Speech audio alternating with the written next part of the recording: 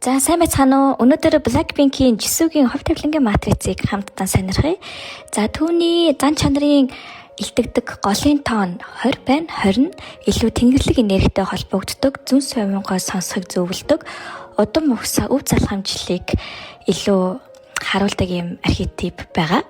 За түүний оршихугаас өгсөн бэлэг авьяас нь 1-22-21 гэсэн ийм бэлэг авьяасуудтай байна. Түүнээс одоо хамгийн товч хэлбэрээр нэгийн энергийг тайлбарлая. Нэгийн энергит энэ хүн аргын ертөнцид буюу одоо энэ ахуй амьдралдаа одоо амжилт, эд баялагийг урин дуудаж амжилт бүтээлээр дүүрэн байх ийм хүч чадалтай ийм анхдагч тооныг өөртөө агуулсан юм байна.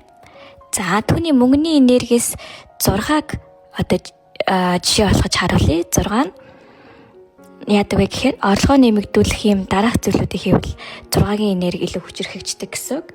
За сэтгэл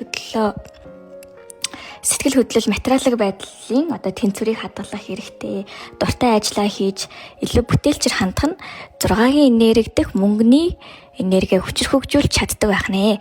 За хувь тавилангийн матрицыг илүү дэлгэрэнгүй сонирхож байвал юм 45-46 хуудас юм матрицын тайлбар гардаг, насан туршдаа ашиглах бүрэн боломжтой байгаа. За тэгээд илүү дэлгэрэнгүй мэдээлэл авахыг хүсвэл чатаар холбогдоорой. Эсвэл манай био хэсэг дээрх сайтаар уншлагаа шууд захиалах боломжтой байгаа шүү.